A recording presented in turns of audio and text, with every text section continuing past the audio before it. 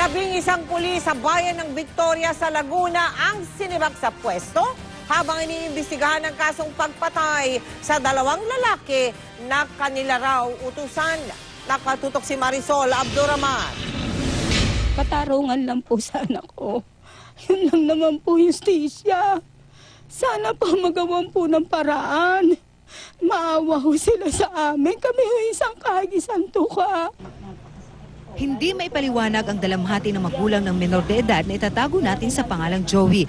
Patay na nang matagpuan si Joey sa barangay San Marcos, San Pablo, Laguna nitong Sabado. Kasama ni Joey ang isa pang bangkay na kinilalang si Raymond Pantonia. Dito mismo sa aking kinatatayuan sa barangay San Marcos, San Pablo City, nakita ang mga bangkay ng 2 biktima. Nakaposas sila at parehas may tama ng bala ng baril sa ulo. Hinala ng kanilang mga kaanak. Ilang miyembro ng Victoria Police na nag-imbita sa raid ang nasa likod ng pagpatay. Bago daw kasi umalis si Joey sa kanilang bahay, nabanggit nito na kailangan na nilang umalis kasama ang isang hepe. Nasa kustudiya raw kasi ng Victoria Police si Joey dahil may mga kinakaharap na kaso pero hindi na-turn over sa DSWD. Utos-utosan ho sila ng mga pulis. Oh. Ilan? Pulis po talaga kasi unang-una po sa lahat, hindi po sila makakarating ng San Pablo. Bakit po nakaposas nang matagpuan po yung 2 bangkay? Sa liblib na lugar naman ng barangay San Roque namin nahanap ang bahay ni Pantonia.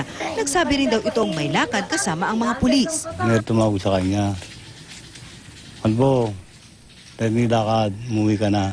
Wala narinig ko.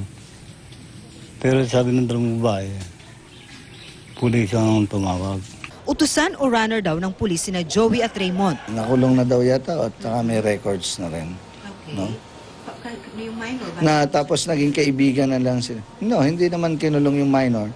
Siyempre, sa DSWD yan. Sinibak na sa pwesto ang 11 pulis ng Victoria, kabilang na ang hepe nito habang patuloy ang investigasyon. The 2 victims were last seen here in Victoria Police Station.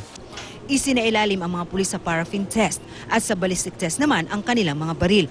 Pero hindi raw ibig sabihin na suspect na sila sa krimen. Process of elimination pa po tayo. Hindi po natin masasabi na sila na nga.